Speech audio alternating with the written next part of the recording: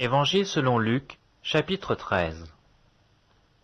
En ce même temps, quelques personnes qui se trouvaient là racontaient à Jésus ce qui était arrivé à des Galiléens dont Pilate avait mêlé le sang avec celui de leur sacrifice.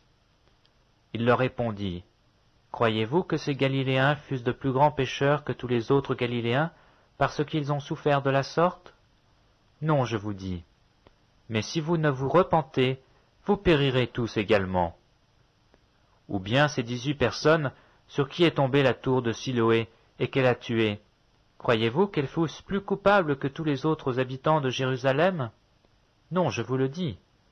Mais si vous ne vous repentez, vous périrez tous également. Il dit aussi cette parabole. Un homme avait un figuier planté dans sa vigne. Il vint pour y chercher du fruit, et il n'en trouva point. Alors il dit au vigneron, « Voilà 3 ans que je viens chercher du fruit à ce figuier, et je n'en trouve point. Coupe-le. Pourquoi occupe-t-il la terre inutilement ?» Le vigneron lui répondit, « Seigneur, laisse-le encore cette année. Je creuserai tout autour, et j'y mettrai du fumier.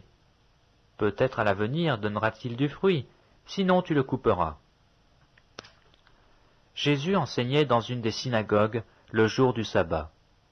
Et voici, il y avait là une femme possédée d'un esprit qui la rendait infirme depuis 18 ans. Elle était courbée et ne pouvait aucunement se redresser. Lorsqu'il la vit, Jésus lui adressa la parole et lui dit, « Femme, tu es délivrée de ton infirmité. » Et il lui imposa les mains. À l'instant, elle se redressa et glorifia Dieu.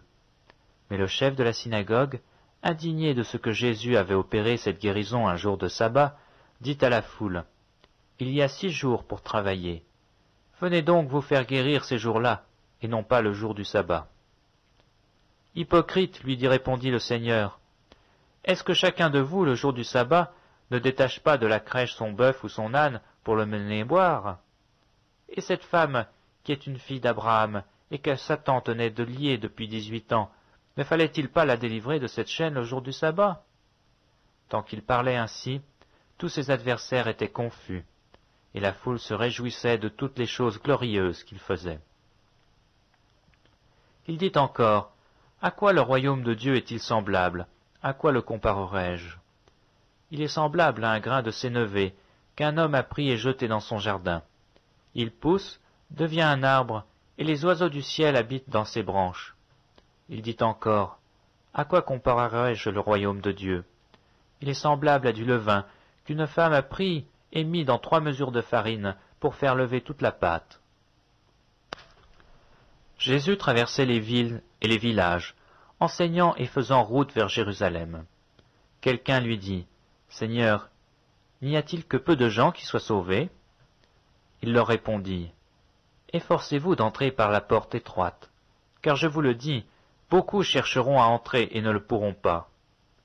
Quand le maître de la maison se sera levé et aura fermé la porte, et que vous, étant dehors, vous commencerez à frapper à la porte en disant, « Seigneur, Seigneur, ouvre-nous !» il vous répondra, « Je ne sais pas d'où vous êtes. » Alors vous vous mettrez à dire, « Nous avons mangé et bu devant toi, et tu as enseigné dans nos rues. » Et il répondra, « Je vous le dis, je ne sais pas d'où vous êtes.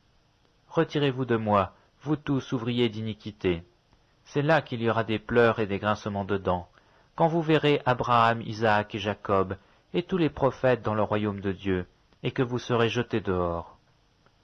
Il en viendra de l'Orient et de l'Occident, du Nord et du Midi, et ils se mettront à table dans le royaume de Dieu.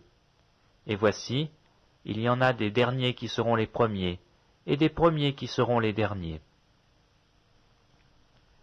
Ce même jour, quelques pharisiens vinrent lui dire, « Va-t'en, pars d'ici, car Hérode veut te tuer. » Il leur répondit, « Allez, et dites à ce renard, voici, je chasse les démons, et je fais des guérisons aujourd'hui et demain, et le 3e jour j'aurai fini.